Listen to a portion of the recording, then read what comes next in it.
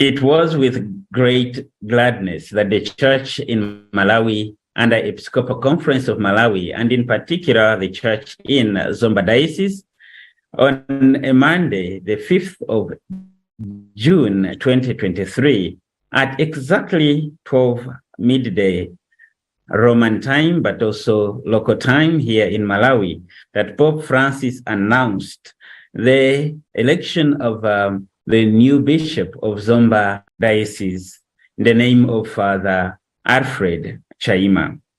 With me is Father Alfred Chaima, who is the bishop-elect for Zomba Diocese, where we are left with a little time to have this consecration in Zomba. Welcome, Father Alfred. Thank you so much, Father. Let people know who Father Alfred Chaima is. Thank you so much, Father, and let me thank you for taking me on this program. I'm sure this will also help people perhaps know me and even keep me in their prayers. Father Alfred Chaima is a priest who comes from a village called Nambera in TH Walo, was born in a family of 4 boys and 1 girl. And then I am the 3rd born in the family. And I grew up in the village right there in Palombe and did my primary school there. And again, introduced into the Catholic Church to become one of the children and then later young people involved in the church life, parish life, especially inspired by the Comboni missionaries who were looking after our parish then, because at the moment the parish is run by a diocesan priest. But at the time that I began to get interested in my vocation to priesthood, the parish was under the Comboni missionaries. And again, we also had a priest, of course, now late, died 2 years ago. May he so rest in peace. And this is Father Daciano Muhime, who comes from the same village as I come. So he was a source of inspiration to see him come in and then go back to his work. And sometimes when he also takes holidays, would come and stay with parents, and would also be celebrating masses in our out church, because where I come from, it is an out church called Mulambala. That time it used to be called Lihaga. And so we would see this priest when he comes to visit parents. I think briefly, if I have to talk about my background, that's that I'm talking about my background in relation to where I grew up. Thank you so much. Briefly, we know. Are your parents alive and are your siblings there? My parents are all gone to the Lord. May their souls rest in peace. The first to go was my dad, who died in 1992 when I was in the 2nd year in Kachebere. And then my mother followed, and my mother died recently in 2015 in the month of December. But my siblings are all alive, but they are spread in the village. Thank you so much for letting us know about this background. Tell us about your educational background, Father Alfred. Yes, I did my primary school at Lihaga Primary School. And then because I was a village boy, never changed the primary school until I enrolled with the seminary. And I had the chance to be in the minor seminary. And so the minor seminary for the Diocese of Luntha, for most people in Malawi would know it. It is Pius XII Minor Seminary in Ngulu di Chirazolo. That's where I did my secondary school. And then from there, as would be expected for somebody following the vocation to priesthood and for diocesan priests, I was recommended to go and begin my philosophical studies at St. Anthony's Kachebere Major Seminary after my Form 4. And then that's where I did my philosophy for 3 years, from 1991 to 1994. And in the same year, I was recommended further to go and begin or continue with my priestly vocation studies, and that is to do theology. And that was in Zomba, where now I'll be based as a shepherd at St. Peter's Major Seminary, where I stayed from 1994 up to 1998, having done my year of probation in 1997. And when I was doing my year of probation, it pleased the diocese, and my archbishop then was Archbishop James Shona, may he so rest in peace, to send me to the same seminary where I had done my education, secondary school education. That's where I did my probation. I taught there in the seminary for 1 year before I went back to St. Peter's Major Seminary to complete my theological studies, and then later be ordained in 1998 on the 19th of January as a deacon at Zomba Cathedral. And then later in the same year, in July, on the 4th of July, was ordained together with my two brother priests, Father Peter Kantembe and Father Felix Nanyalo. I was ordained a priest at Limbi Cathedral by late Archbishop James Chiona. So these are the studies that I followed. July in which year? 1998, Father, 1998. Good. It means that I'm clocking 25 years this year. I'm actually celebrating 25 years Silver Jubilee of my priesthood, when it has pleased the Holy Father to appoint me to be shepherd here in the Diocese of Zomba. I may now continue, because you are asking about my studies. I may continue that in 2004, yes. I was asked and requested by Archbishop Tarcísio Ziai to go and do studies in Kenya, in Nairobi, at the Catholic University of Eastern Africa, where I went and studied pastoral theology at 2 levels, at licentiate level, which I completed in 2006, and then proceeded to do my doctorate studies in the same university without breaking from 2006 until 2010, where I completed and then graduated and then returned to Malawi to continue serving the church in the Archdiocese of Blantyre.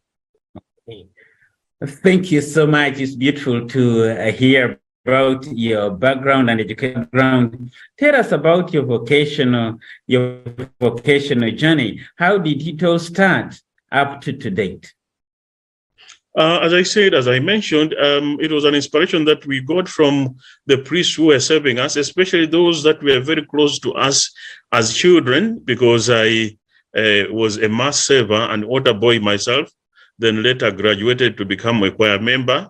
People don't know, I also sing very well, though I may not be a very well-known expert as regards singing, but I do sing because I really sang for several years, even the time that I was studying in the minor seminary, and partially when I was in the major seminary, I was still part of the choir back home. And because of the priests who were close to us, who usually took us through the life of a youth as a Catholic, and would be coming for various meetings, these are the ones that attracted me, and then eventually enrolled to be a seminarian. And as I mentioned, then followed the path that I've already explained.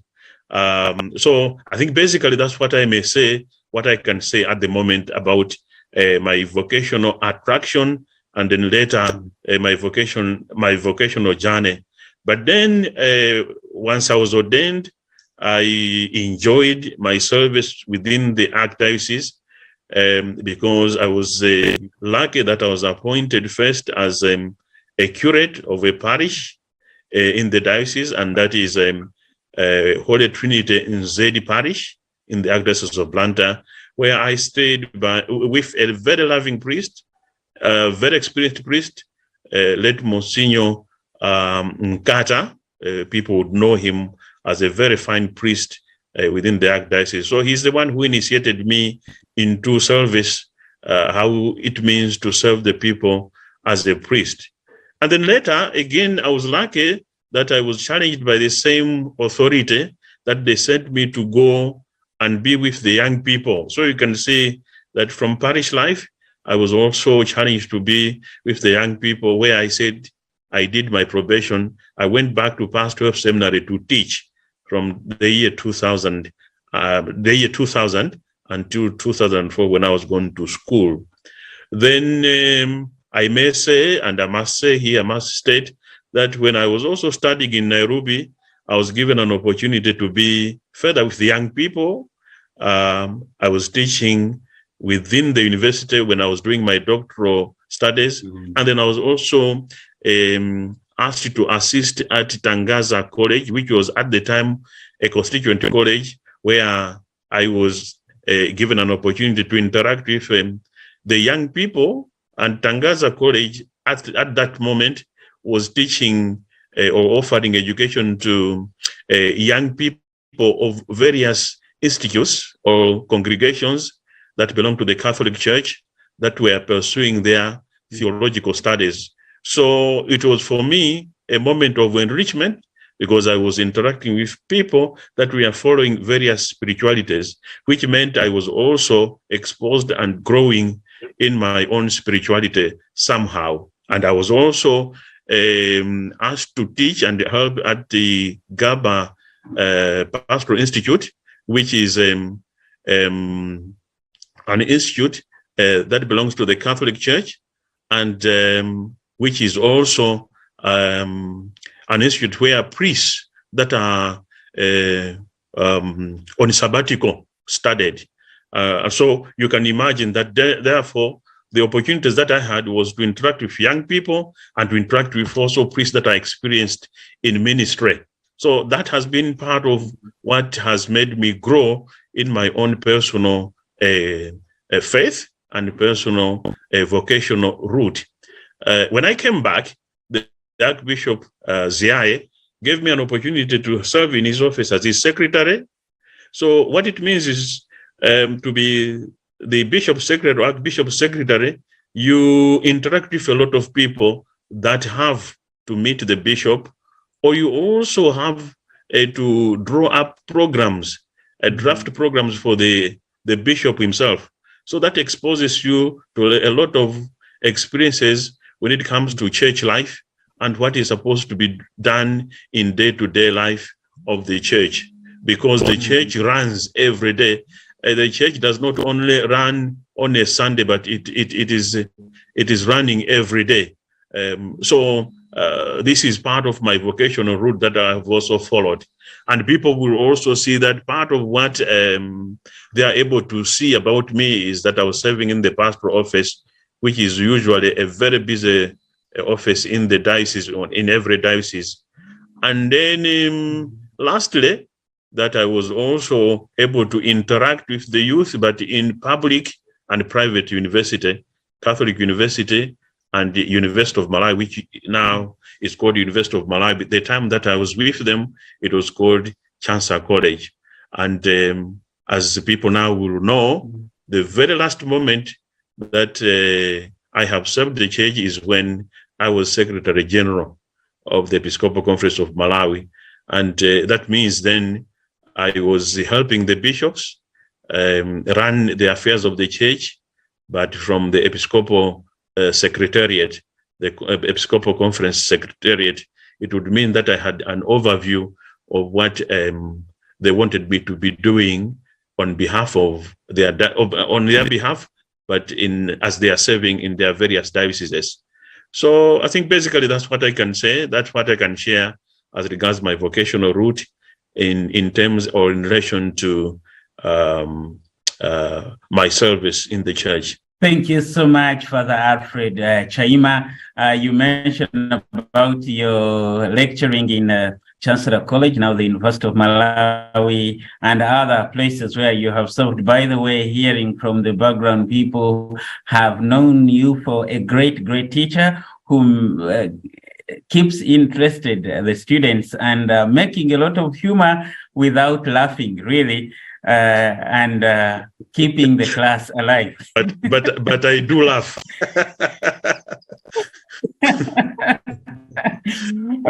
People make a lot of fun about your teaching and how they enjoyed it. And when you missed your lecturing, then they would say, "Oh, is Father coming or not?" And it was really fun. And thank you for contributing this to our nation and many other countries where you have served.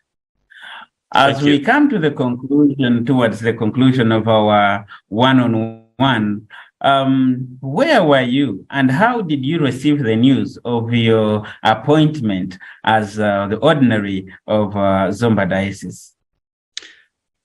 Oh, yes. Many people have asked me this question. I was at the Catholic Secretariat when this news came, when it was announced, as you mentioned, on the 5th of June. And it was quite a surprise, or should I call it a shock, difficult to absorb. And I had to take a moment to swallow it and to take it in. Those that were close to me will remember that I went missing because I went to the chapel and remained in the chapel for a while, for some time. Then praying and then asking the Lord, why me? What am I expected to be doing in this role that I've been asked to do, and how am I going to do it? So I remained in the chapel until maybe the news somehow sank in, and then said, I'm the handmaid of the Lord, be it done to me according to your word, echoing the same words that our Mother Mary mentioned at the moment that her own vocation was given to her. So that's what that's what happened. That's what I can share with people. And from that moment, let me say, it was not a matter that was very light to me, that I totally accepted. I was still in denial until those people that surrounded me and friends and relations began to assure me of their prayers and began to encourage me and showed a lot of support. So slowly, it has been the path that I have gone through over the days until the moment where, as you mentioned in your introduction to this interview, that we are getting towards the consecration. It is a moment where I can just summarize that I have just surrendered myself into the hands of the Lord. Thank you so much, Father Alfred. What is your word to the Pope, to the Nuncio, to the Archbishop Tambara, whom we are taking over from, the priests, the religious, and the laity in Zomba Diocese? My word would be to the Holy Father to thank him for trusting me and to ask for his prayers and to ask him for his support. I know he supports all the bishops, and because they are one with him in the College of Bishops. So this is something that I am asking the Holy Father, not requesting because he may not grant it or he may not give it, but because I will be serving under him, and those who succeed him, I continue to offer my allegiance to him, and will rely on his support in every way. And to Archbishop Tambala, who already began giving me handovers, and let me say proper handovers, I still also would want to ask him for that, to continue to show me the way, how this diocese is, and how he was able to lead it, and then also to ask him for his prayers, for his continued support. For the people of Zomba, I want to tell them that I am here as one of them, because this is now where I am as their shepherd. I humbly submit myself to them. Let them continue to receive me through prayer, praying for me, and also that they are open to me, that they are ready to offer their skills, those that are in various professions, and those that can help in any way the church. I will be very glad to work with them. I am prepared to work with all people, with everyone, from priests, who are the closest collaborators of every bishop. I know that they're going to be very supportive. The diocese is where it is today because they have been there. So there is no reason for me to, for example, ignore what they have been doing within the Diocese of Zomba. I will need them. I need them, and I need their total support. I am here just as one of them. And for the religious is the same. We have various institutes here with various charisms. We need them for the local church here. As they continue to contextualize in their service, please let them continue to do it with me as one of them and with me as their shepherd. And for the lay faithful, it's the same. Let us make sure that we are there, we love our church, we love our faith, and offer all that we can to the church. I am sure that what Zomba needs today is the church that is growing in every aspect, in spirit, and again, in the physical structures. We need together to work and find ways in how we can build a self-reliant church where we can have our own resources and use those resources for the evangelization of the people, for the growth of the people. That's what I can say at the moment, Father. Thank you so much for taking time to speak to us. Of course, I'm tempted to ask a little hint on the motto. I know that this is unveiled on the really day, but a little hint about your motto that will be guiding. I think you said it all, that it is until I'm consecrated then that the full motto will be unveiled together with the coat of arms. What I can say is the way I have spoken and responded to your last question, that everyone in the church and in the local context of Zomba is important in the church. So can we be servants to one another? Can we always remain those true servants to our Lord? Thank you. Thank you so much for taking time to speak to us, and we keep you in our prayers. Thank you so much, Father, and everyone watching out there. Thank you so much. God bless. God bless you too. Thank you.